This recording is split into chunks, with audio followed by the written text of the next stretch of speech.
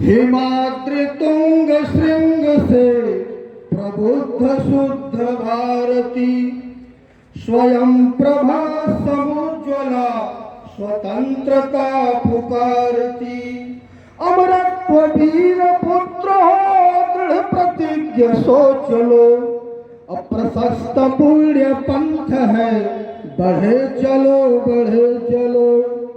जयशंकर प्रसाद की इन लाइनों से मैं यहाँ पर उपस्थित आदरणीय प्रदेश अध्यक्ष जी, आदरणीय विधायक जी, जौनपुर जनपद के सृजनशील और डाइवर्जेंट पर्सनालिटी शिक्षकों में डॉक्टर साहब जिलाध्यक्ष जी और हमारे जिनकी पर्सोना से पर्सनालिटी जी, पर्सोना से पर्सनालिटी तक की व्याख्या जो आलकोट और तमाम शिक्षा शास्त्रियों ने किया, हमारे जिलाध्यक्ष राकेश कौड़िया जी और लाल बहादुर यादव जी का चेहरा आप देखिए तो लगेगा कि नहीं भरकता हुआ चमक रहा है।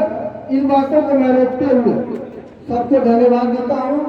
किराकट से आए हुए हमारे ब्लॉक अध्यक्ष चंद्रिका मास्टर साहब, श्री प्रकाश सिंह जी, बात पीडीए की है। पीडीए क्यों जरूरी है उस बात को मैं करना चाहूंगा। हमारे किराकत के और जनपद जौनपुर के एक ऊर्जावान नेता, पढ़े लिखे समझदार, जिनका व्यक्तित्व बहुत विस्तृत है और सचमुच के पीडीए के प्रखर नेता भाई दीपचंद राम जी का भी मैं हार्दिक स्वागत अभिनंदन वंदन करता हूँ। हमारे क्षेत्र में अगर कोई दलित पिछड़ा अल्पसंख्यक पीड़ित होता है तो वकील साहब उसकी आवाज बनते हैं किराकत की, ये मैं व्यक्तिगत रूप से जानता हूँ। आज पीडीए क्यों जरूरी है? 2017 में जब योगी आदित्यनाथ की सरकार बनी, एक शिक्षक भर्ती आई साथियों, आप जानते होंगे 68,500। वो भर्ती कैसे आई? शिक्षा मित्रों को जिसको अखिलेश जी ने समायोजित कर दिया था, उस भर्ती को निरस्त करके इन्होंने 68,500 और 69,000 की को भर्ती लाने के लिए कहा। और उस भर्ती को इन्होंने कैसे लिया? सभी शिक्षक बैठे हैं, प्रश्न पत्र कैसा होता है? बहुविकल्पी प्रश्न वैध और विश्वसनीय माना जाता।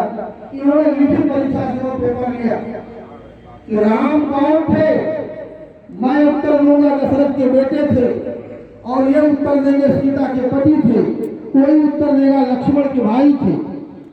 अब आयोग किसको मानता है? एक वन लाइनर क्वेश्चन को आयोग कौन सा उत्तर सही मानेगा? इन्होंने लिखित परीक्षा ली, उस लिखित परीक्षा का 21 बार रिजल्ट जारी हुआ। हमारी बातों पर गौर कीजिए, इसी परीक्षा का रिजल्ट कितनी बार आता? एक बार आता, लेकिन 68,500 शिक्षक भर्ती 21 बार उसका रिजल्ट आया और उस पेपर को जला दिया गया। पेपर को जला दिया गया। कटाफ उस स्तर की लाई गई कि जितने स्तर पे सामान्य कैटेगरी के लोग चयनित हो जाए और ओबीसी एससी एसटी के रह जाए। आप डेटा उठा करके देखेंगे 68,500 शिक्षक भर्ती का, तो 6,000 सीटें सामान्य कैटेगरी को दे दी गई है, ओबीसी एससी एसटी यानी पीडीए की। फिर उसी भर्ती को इन्होंने चालू किया 69,000 शिक्षक भर्ती। उसमें क्या किया?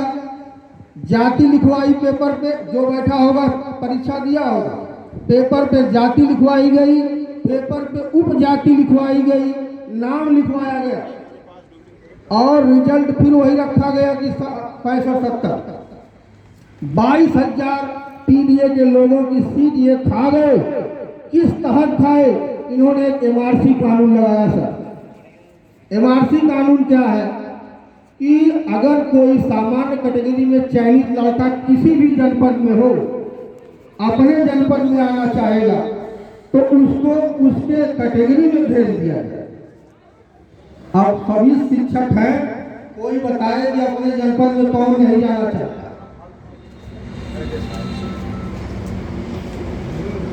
अपने जनपद का लालच देकर 72-75 गुलाम के ओबीसी एससी के लड़के अपने जनपद में आए और वो कैटेगरी में चयनित हो गए। और कैटेगरी की सीट खत्म हो गई। सामान्य की सीट जो भी लड़का पास था सर, वो सब चयनित हो गए और उसकी लड़ाई 2018 से आज तक लड़ी जा रही है। पिछड़ा वर्ग बोल दिया, सुप्रीम कोर्ट, हाई कोर्ट, सारे कोर्ट बोल दिए कि नहीं तुमने चयन गलत किया। तो घबराते घबराते अनुप्रिया पटेल अपने आप को पिछड़ा का नेता बोलती है, एक केशव मौर्य अपने आप को पिछड़ा का नेता बोलते हैं, और एक ओम प्रकाश राजभर जो जाकर के धरने में बोलता है कि ये लोग जूता खाने के लायक है, ये अपने आप को पिछड़ा का नेता बोलते हैं।